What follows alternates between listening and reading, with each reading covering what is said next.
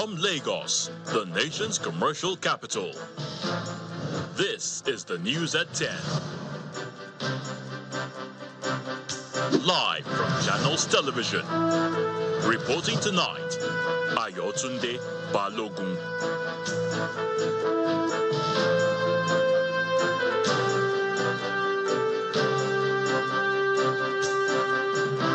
Hello and welcome. Tonight, Aviation Minister Festus Keyamo urges African states to implement the single African air transport market. Nigeria, Benue Customs unveils Sigmat Connectivity, a platform aimed at driving seamless trade integration across West Africa. The Nigerian Air Force partners UK Space Institute to explore AI and space tech for national security and development.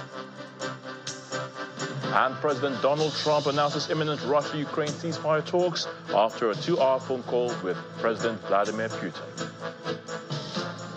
On business news tonight, Nigeria's finance ministry says the capital market is key to achieving the nation's $1 trillion economy target. On sports, organizers say the prestigious Ballon d'Or Award ceremony will take place on September 22 this year, with the number of awards for men and women equal for the first time. And from the nation's capital, Senior Staff Association of Nigerian Universities, SANO, and the Non-Academic Staff Union of Educational and Associated Institutions, NASU, reject the federal government's 50 billion naira disbursement formula for university unions. The Minister of Aviation and Aerospace Development, Festus Keyamo, is advocating the adoption of a single air transport market among African countries. While speaking during the 18th Banjul Accord Group plenary meeting in Abuja, Mr. Keyamo explained that the adoption of the policy will increase connectivity, reduce transit points for passengers, and other benefits. Our correspondent, Kumbi Abuluade, now reports. Nigeria is hosting the 18th Banjul Accord Group plenary meeting, and representatives from member states such as Cabo Verde, the Gambia, Ghana, Guinea, Liberia, and Sierra Leone are all present in Abuja. The Banjul Group was set up in January 2004 to harmonize civil aviation policies and promote international aviation cooperation among member states.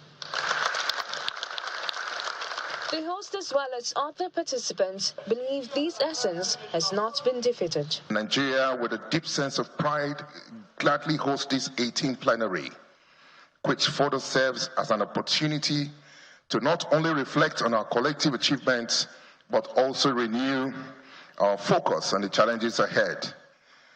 Challenges that stem from infrastructure gaps and personal shortages to emerging safety risk and an imperative of digital transformation in aviation. It is gratifying to note that as a group, we have been able to further the dreams and aspirations of the founding fathers. However, our existence as a group and its agencies is under threat by serious funding challenges, which we must address as member states. The National Assembly is not left out as it looks beyond the challenges. From a legislative perspective, we will focus on the following. A, enhanced regulatory frameworks for safety and security. B, improved safety oversight and compliance with ICAO standards and best practices. Nigeria's Minister of Aviation and Aerospace Development canvasses for the adoption of a single African air transport market. I want to highlight the urgent need to implement the single air transport market, otherwise known as SATM, for the benefit of our sub-region and the entire African continent.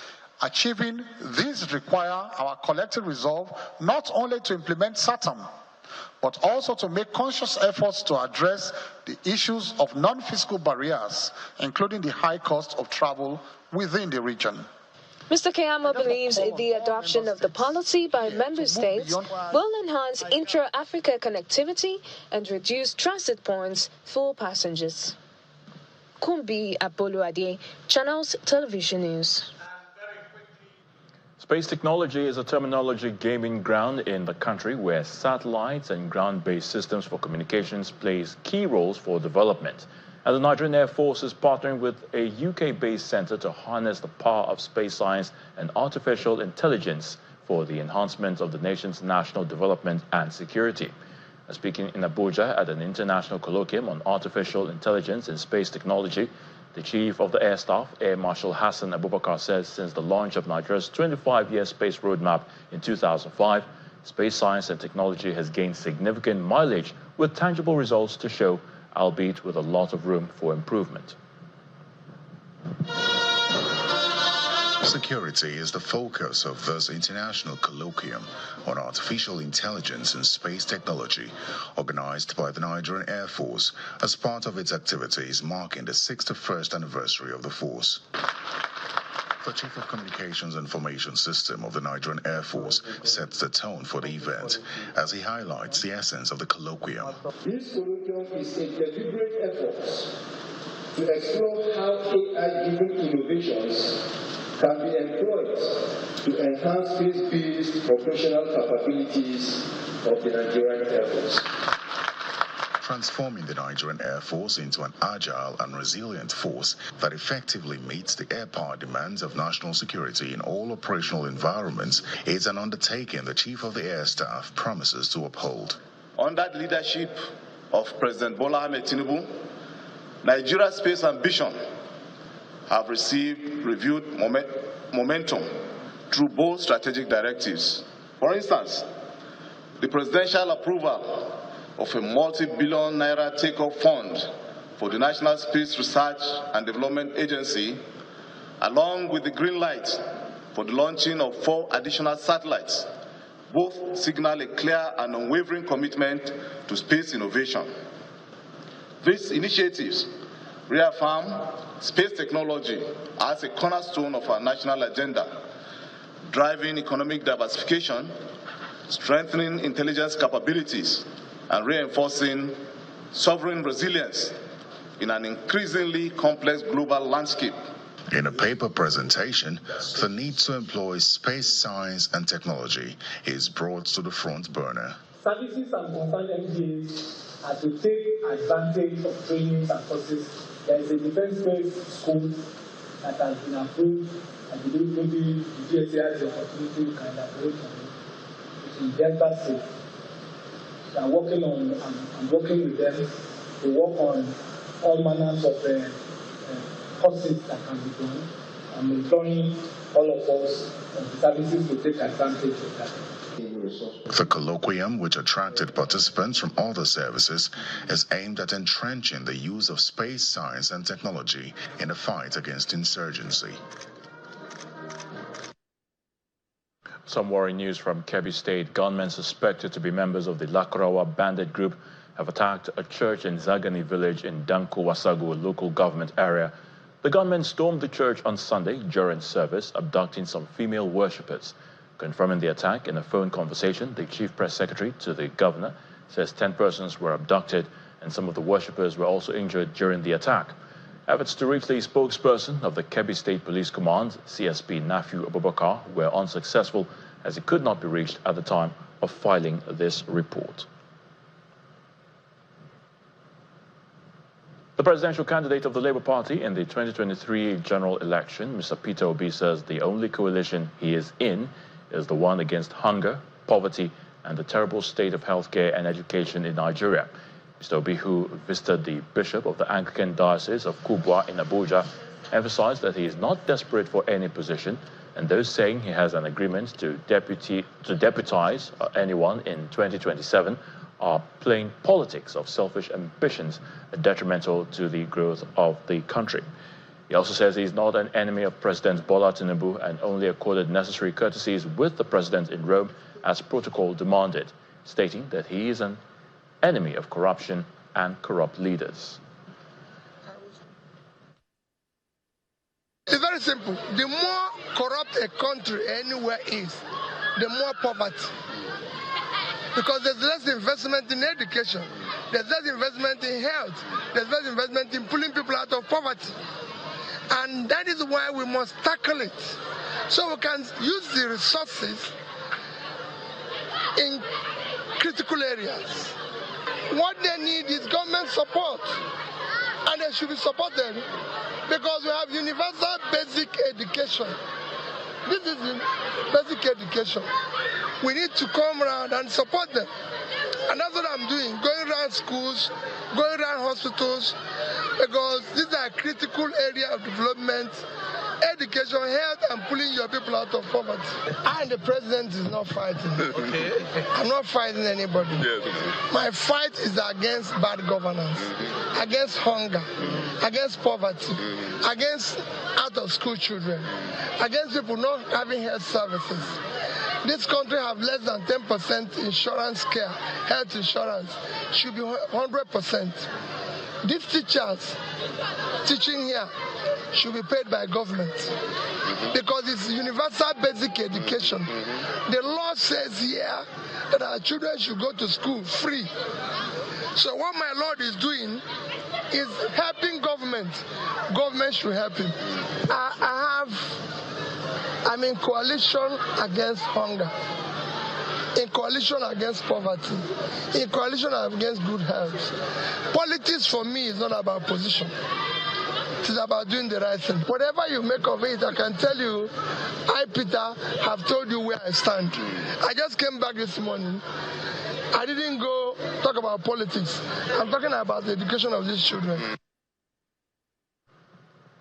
In a move to digitalize and harmonize cross-border trade, the Nigeria Customs Service and their counterparts from Benue Republic have launched Sigmat connectivity between both countries. Speaking during the launch in Semi-Krauke Joint Border Post, the Controller General of Customs, Adewale Adeni, explains that this bold step marks a major milestone in Nigeria and Benin Republic collective pursuit of seamless trade integration and regional economic transformation across West Africa. Since this is a very important... This isn't just another diplomatic gathering, and the venue says it all. The ECOWAS building at Semi-Krauke, the bustling border post between Nigeria and the Republic of Benin, plays host to a historic moment. Dignitaries from both countries converge here for the official launch of Sigmat Connectivity, a digital trade facilitation platform designed to ease cross-border trade and strengthen collaboration between the two customs administrations. Nigeria's Controller General of Customs, Adewale Adeni, underscores the significance of the launch as a major leap forward in promoting seamless trade and boosting regional economic integration. So for us in Nigeria, Sigmat reflects our strategic ambition to align with regional digital customs standards and modernization of our trade corridor. We would look forward to strengthening bilateral communication mechanisms to ensure timely technical engagement between our customs administrations. In the near future, we will be able to expand the deployment of Sigmat to additional border locations, particularly in places like Idiroko, Chikanda, and the new place that we are planning to develop in Samia. As we deploy this program, these pilots, we will look forward to establishing a task force that would be charged with the responsibility of monitoring the deployments, reporting successes and challenges that we have. And from Benin Republic, Director General of the Customs Administration, Adijatu Zanuvi, speaks on the platform's role in eliminating fraud and enhancing the movement of goods across borders. It will facilitate the move of the goods and also will help our customs services to fight against any fraud, to have an exhaustivity in collecting revenue, and also facilitate really, because most of the time you will see that it's only controlling, but the system which really fluidify and facilitate the move of the goods from Abidjan, which is already in the Sigmat system, from Abidjan all the way Benue, through Cotonou to Benin, and then through Nigeria. And also when goods are coming from Nigeria to use the corridor, Sigmat will facilitate. With this bilateral commitment, Nigeria and Benin Republic join a growing list of African nations, including Niger Republic, Ghana, Cote d'Ivoire, Mali and Togo, already implementing the Sigmat platform with support from the ECOWAS Commission and Germany's GIZ.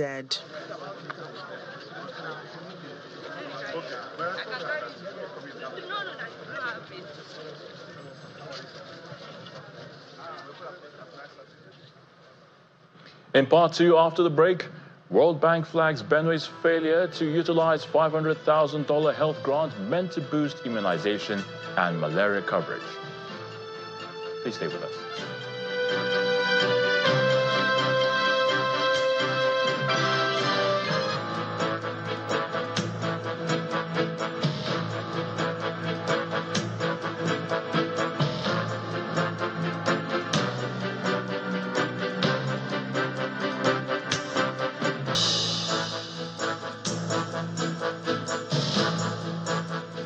Welcome back. If you've just joined us, you're watching the news at 10 on Channels Television, broadcasting live from Lagos. A reminder of our top stories.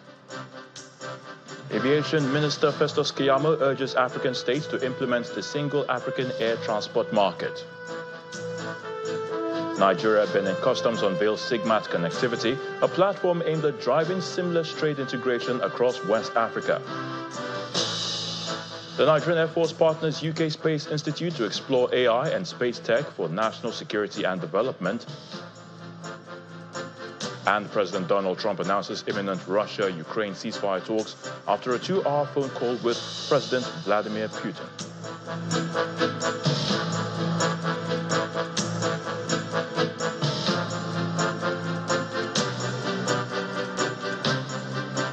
The World Bank has expressed concern over the inability of the Benue state government to utilize a $500,000 grant to scale up healthcare delivery under the Immunization Plus and Malaria Progress by accelerating coverage and transforming service. The team lead of the project, Mr. Honorede Izire, raised these concerns at a review meeting in Makurdi, the Benue state capital. Officials of the Immunization Plus and Malaria Progress by accelerating coverage and transforming service, a World Bank project, are joined by officials of the Benue State Ministry of Health for a review meeting with the Deputy Governor of Benue State, Mr. Samuel Ode. The first one is the funds that have been here. The team lead of the project comments the financial transparency of the project, but raises concerns on the poor utilization of $500,000 fund to deal with immunization, antenatal, maternal and child mortality. We are upgrading a number of facilities in River in the Benue State. The overall reason for that huge investment is to actually scale up access to quality healthcare services. Within the project, we earmark some funds to support states to do quite a lot to improve services. We earmark some money. I think Benue State got close to about $500,000 to do that. But service in Benue State have not really been optimal. In his response, the Deputy Governor assures of immediate measures to address the concerns, promising improved security to support local health care workers. I am quite alarmed at the key indicators you have just raised here. It's of great concern to me and to all of us who are stakeholders. I have taken notes of the 3 points you just mentioned now. And for me, I think that I'm going to ensure that we eliminate all those negative indicators and place this program where it ought to be in Benue State. I want to assure you that the situation is not so bad in terms of the insecurity. We have skirmishes here and there, but even at that, the federal government of Nigeria, through the Office of the National Security Advisor, is working together with us to design a structure that will contain some of the organized crime and criminal banditry that is taking place in some of our rural and local governments. These stakeholders are calling for a revised security approach to address the negative impact of recent attacks on communities. Let's now head to the nation's capital, and Millicent Walker is standing by to give us the latest from our Abuja studios. Hello, Millicent. Great to see you again. Yes, indeed. Thank you, Ayotunde. We begin in the education sector, where a fresh wave of discontent is brewing in Nigeria's university system as non-academic unions reject the federal government's proposed disbursement formula for a 50 billion naira intervention fund. The Joint Action Committee of the Senior Staff Association of Nigerian Universities, SANO, and the Non-Academic Staff Union of Educational and Associated Institutions, NASU, say the allocation is unjust and biased. Under the current plan, 80% of the 50 billion naira is earmarked for the Academic Staff Union of Universities, ASU, leaving the remaining 20% to be split among SANO, NASU, and the National Association of Academic Technologists, NAT. In a statement issued to the press, the unions described the formula as provocative, discriminatory, and unacceptable, warning that it reinforces inequality between academic and non-academic staff and threatens to destabilize the university system. They're calling on the federal government to urgently review and reverse the formula to prevent further industrial unrest. According to the unions, failing to do so could trigger fresh disruptions in tertiary institutions already struggling to regain stability. We head to Anambra State, where Governor Chukwuma Soludo has hosted the first State Executive Council meeting at the new government house, Awka. The governor noted that going forward, the seat of government has been activated in the building, and all decisions that will be taken there will be for security, unity, peace, and prosperity of the state.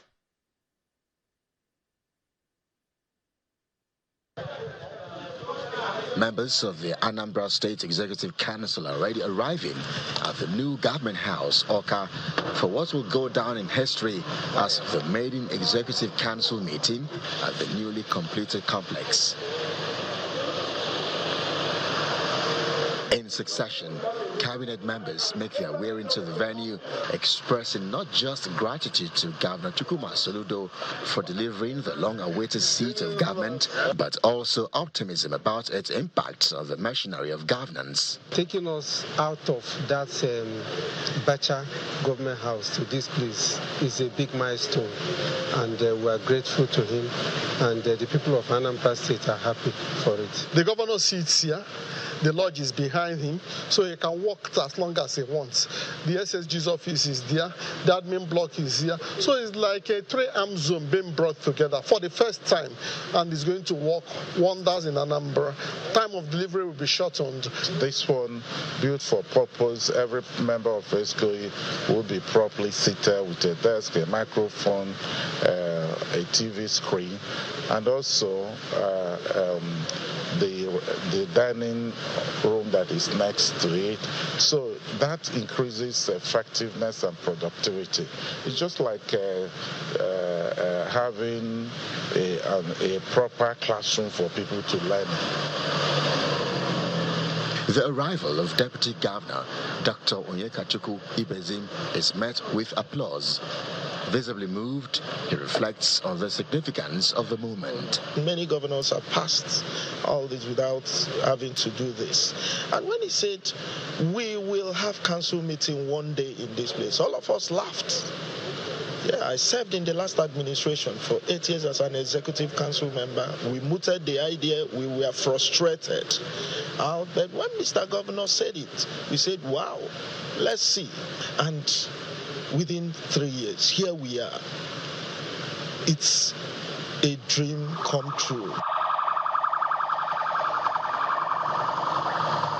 Escorted by sirens and greeted with cheers, Governor Soludo arrives, the first to hold an executive council meeting in the new edifice. The governor, beaming with pride, declares the dawn of a new era. They will say that the journey towards a new Anambra just began today. The president has commissioned it on the 8th of this month, but today officially, government will sit. And from now onwards, the seat of government starts here, and for generations unwound. As council members file out into the executive chamber, one fact stands out. Not a single kobo was borrowed to complete this structure, and no contractor is owed, a financial feat rarely seen in today's public infrastructure development.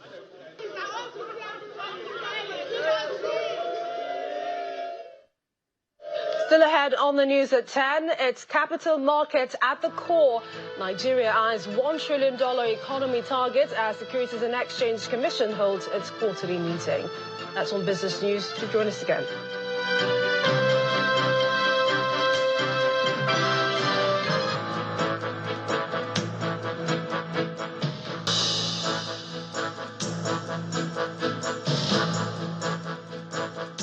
You're watching the news at 10, coming to you live from our Abuja studios. Governor Babajide Sanwo-Olu is promising residents his administration will continue to show commitment to plugging the housing deficit in Lagos State. He made this known at the official commissioning of the Greater Lagos Apartments in Surulere, a public-private partnership project between the Lagos Building Investment Company and Megamount Investment Limited. The event attracted dignitaries from across the state. The Obele community in Surulere today stands witness to a landmark achievement as esteemed guests gather for the formal commissioning of the Lagos Building Investment Company and Megamount's Greater Lagos Apartments.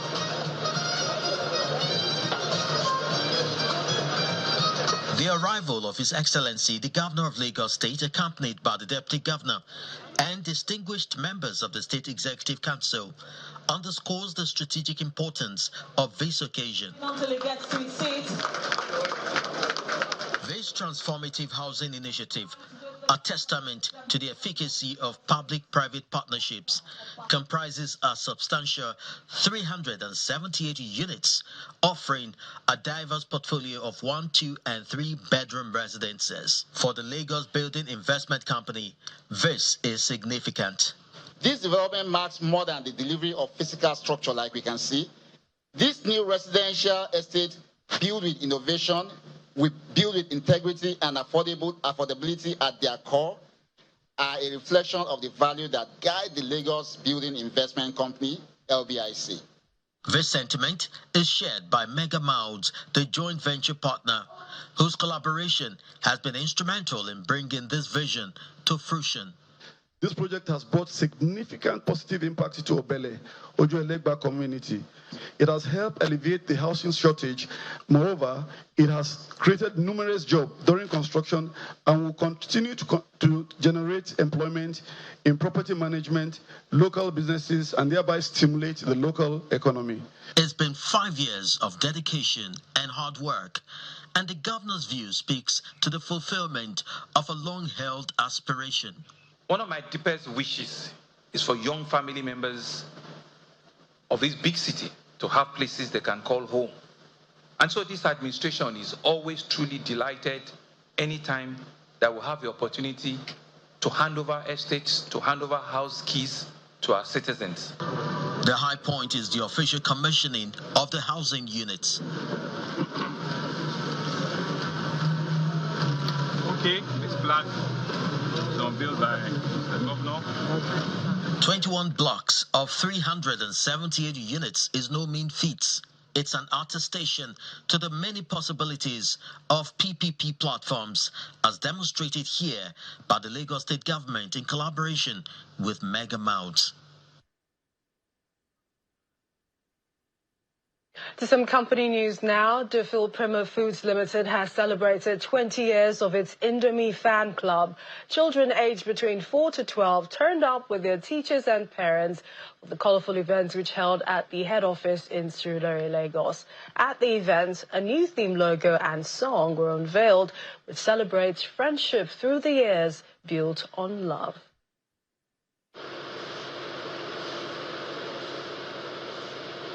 The beautifully branded Lagos head office of Dufil Prima Foods Limited is hosting this colorfully dressed children, teachers and parents for the 20th anniversary of its fan club, a journey of friendship through the years built on love.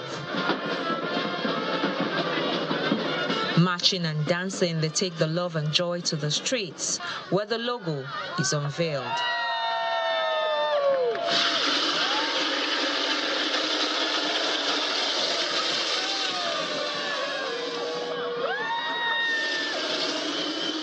The colorful roadshow moves all the way to the National Theatre, where there's more interesting activities. The Indomie fan club theme song is also unveiled.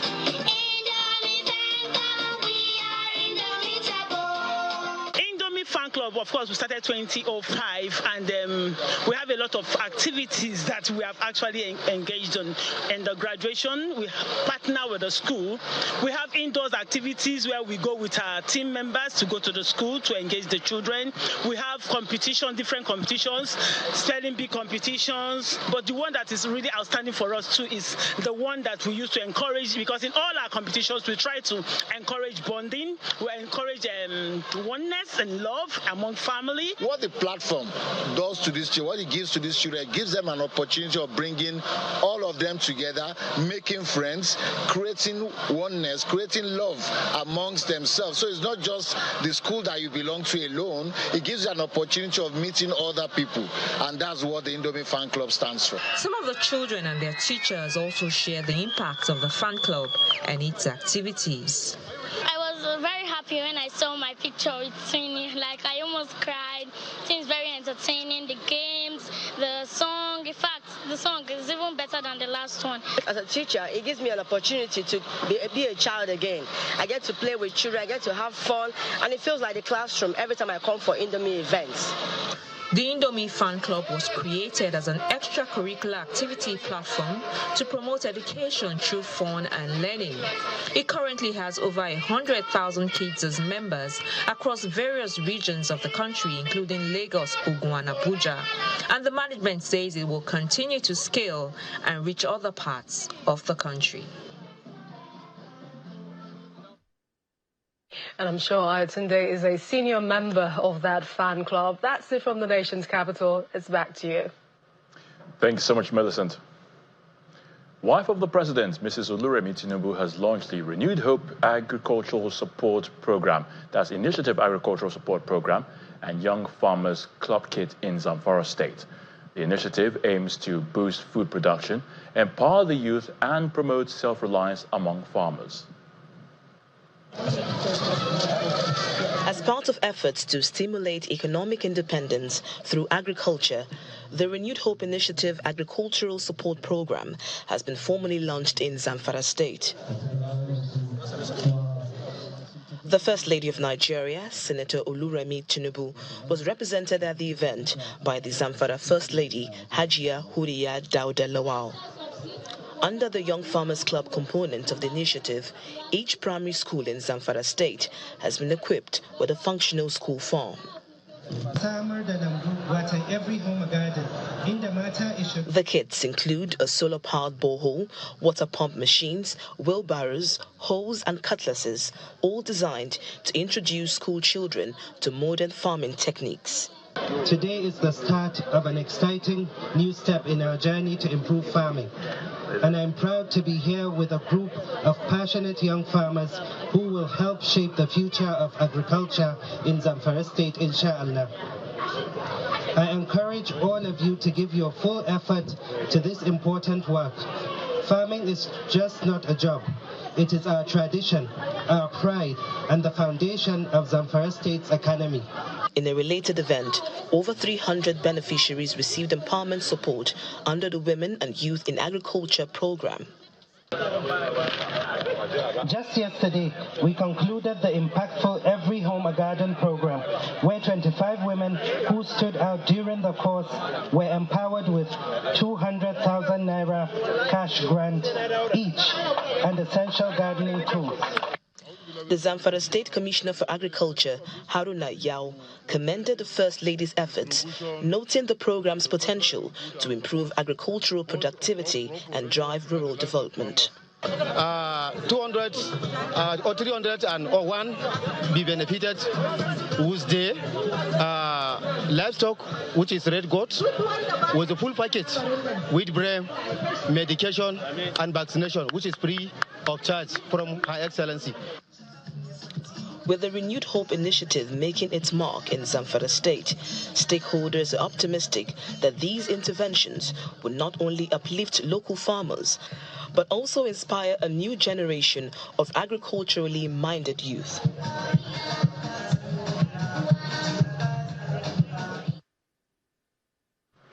Joker Rogers is standing by to give us the latest in the world of business. Joker?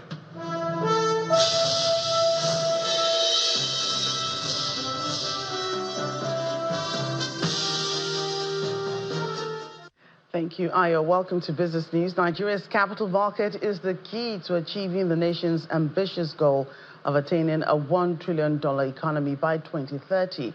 And that's according to the Minister of Finance and Coordinating Minister of the Economy, Mr. Wale Edun. He made this known at the Capital Market Committee meeting in Lagos, where he was represented by the Minister of State for Finance, Doris Uzoka Anite. According to the minister, the Investment and Securities Act 2025 modernizes the legal and regulatory framework and provides clarity on emerging areas such as digital assets and crowdfunding. On his part, the Director General of the Securities and Exchange Commission says the Commission has constituted an implementation team to engage with provisions of the ISA 2025 to deepen public understanding of the new law. The ISA Investment and Securities Act 2025 actually brought in a number of new innovation and new areas that the former ISA did not capture. And as you are aware, since the last ISA 2007 to now, there's been a lot of innovation in the market. Things like digital assets, fintech regulation, even real estate. There are a number of areas that we didn't have rules for. And so we thought it was necessary to update our rules and regulation to cater for these asset classes. We are engaging, and we are also researching. What are the challenges? Those challenges are there to be conquered. And what we want to do as a market and as SSA is to make sure that those challenges are conquered. So whatever it is that is stopping these institutions from coming, we are ready to speak to people. We are ready to exchange ideas. We are ready to collaborate. And we are ready to make sure that the market grows bigger. The Minister of Communications, Innovation and Digital Economy, Bosun Tijani, says the sector has witnessed massive growth under President Bola Tinubu, attracting $191 million in foreign direct investment in Q1 of 2024, a nine-fold increase from the $22 million in the Q1 of 2023. Mr. Tijani highlighted the sector's robust workforce development driven by the 3 million technical talent program. He also revealed plans for a $2 billion initiative to deploy 90,000 kilometers of fiber optic infrastructure nationwide starting in Q4 of 2025. Regarding connectivity, Mr. Tijani announced that Project Bridge, focused on deploying 90,000 kilometers of fiber optic cable, will commence in the fourth quarter. Well, it's a negative start in the third week of the domestic burst as investors take advantage of gains recorded in some key value equities. Willie Bong has details of today's trading activities on the NGX.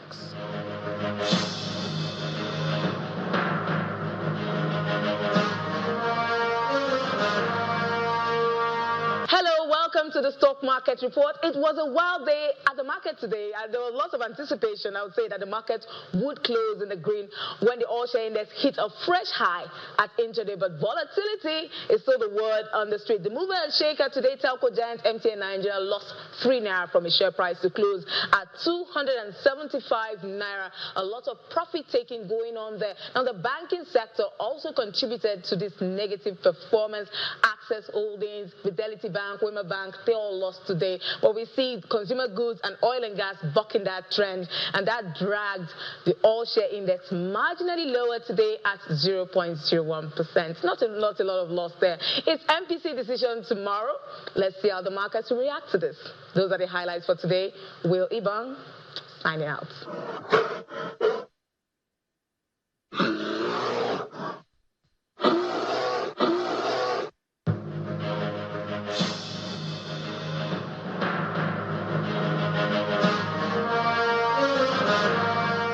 Thanks, Will. The U.S. stock market has bounced back from earlier losses as investors shake off Moody's downgrade of the country's credit rating. Here are some of the global market details for Monday.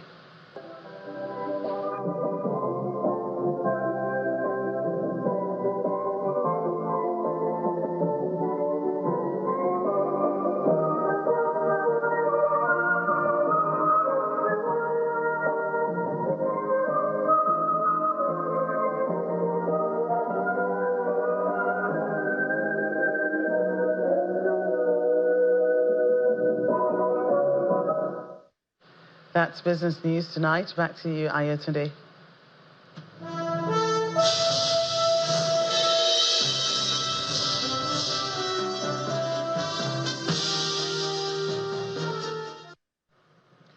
Thank you, Joke. Russia and Ukraine will immediately start ceasefire negotiations, and Donald Trump, the U.S. president, has said after a 2-hour phone call with Russian President Vladimir Putin. Here's Simon Pierce with more international news and around the world in 5 from our London studios. Good evening and welcome to the Channel studios here in London with your international news around the world in 5. The Israeli Defense Forces have ordered residents of Khan Yunis to evacuate as it prepares to launch an unprecedented attack. People were ordered to move towards Al-Mawazi in the west of the Strip in one of the largest evacuation orders issued by the Israeli military in recent months. A statement said the area will be considered a dangerous combat zone, adding terrorist organizations have brought you disaster. For your safety, evacuate immediately. The IDF launched a major new Gaza offensive on Saturday, named Operation Gideon's Chariots. Hospitals have said that more than 100 people have been killed in the last 24 hours alone. The former US President Joe Biden has been diagnosed with prostate cancer that has spread to his bones. The discovery was made on Friday after he reported urinary symptoms, which led doctors to find a small nodule on his prostate. The cancer is a more aggressive form of the disease, and Mr. Biden and his family are reviewing treatment options. The 82-year-old left office in January as the oldest serving US president in history, and questions about his health dogged his first term, leading him to end his run for re-election late in his campaign. Once we have figured out what is going on, then we start with systemic therapy, which is some kind of an hormonal treatment to block interaction of testosterone with the prostate cancer. Prostate cancer loves testosterone. So if we block it in one form or the other, it helps. When the cancer is trying to escape out and getting into the bones and all those things, then what we talk systemic therapy or a combination therapy is used. And that's exactly what will be used here.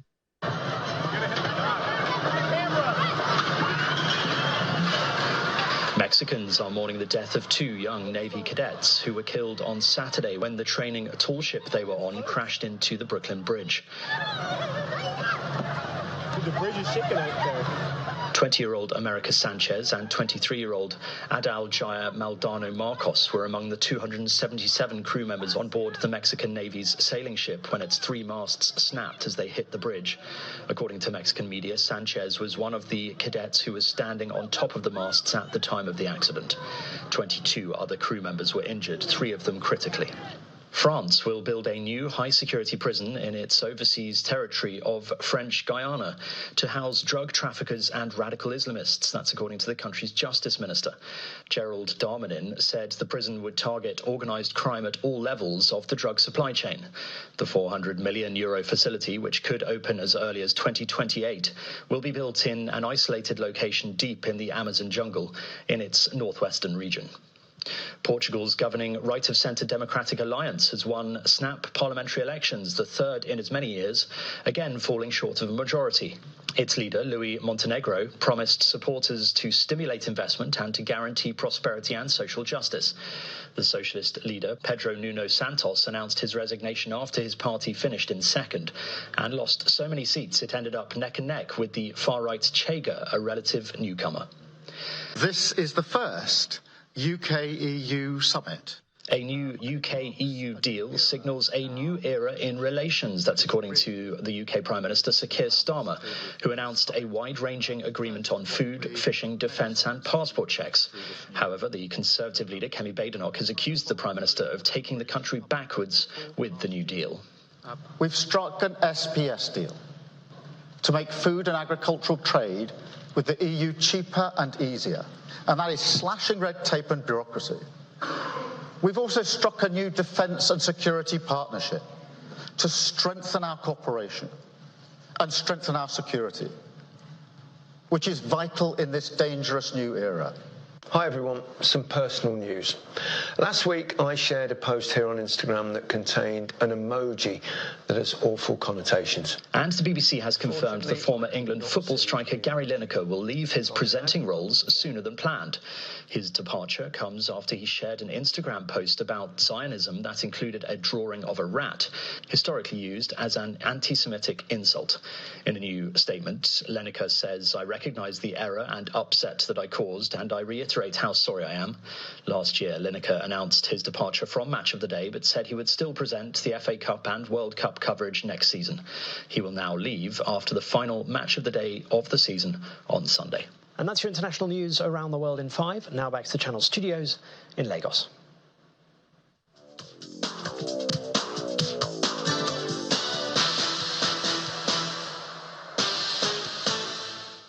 Many thanks indeed, Simon, and welcome to Sports News. Action continued at the 22nd edition of the National Sports Festival as teams from various states of the Federation compete for medals. In the men's handball, Lagos defeated Sokoto 25-24. Kano also defeated Niger with the same scoreline, while Edo was handed a walkover win against Enugu State.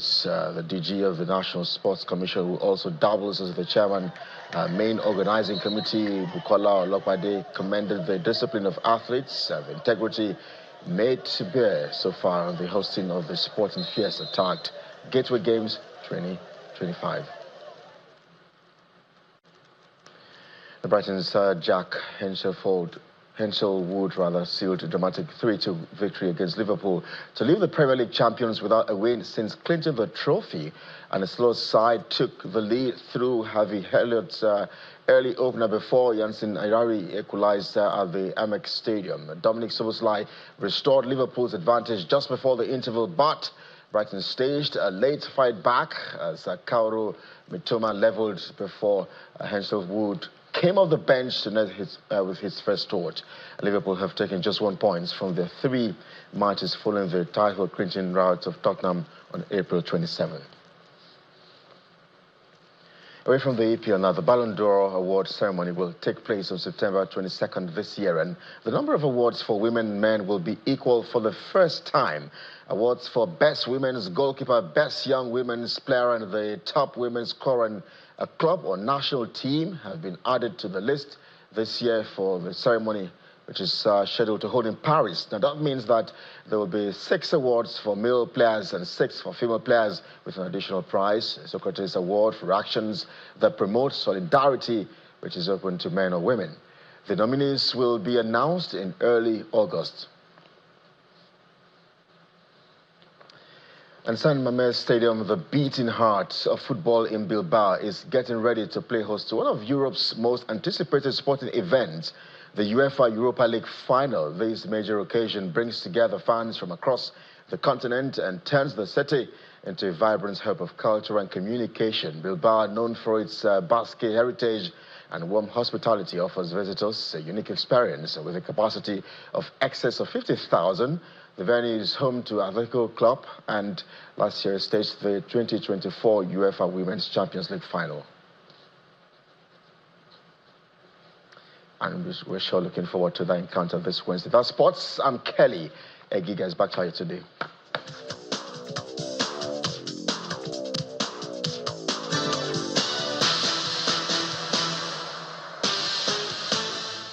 Thank you, Kelly. And the main news again. Aviation Minister Festus Keyamo has urged African states to implement the single African air transport market. And Nigeria and Benue Customs have unveiled Sigmat Connectivity, a platform which is aimed at driving seamless trade integration across West Africa. That's the news at 10 tonight. Thank you so much for watching. I'm Ayotunde Balogun. Do have a good night.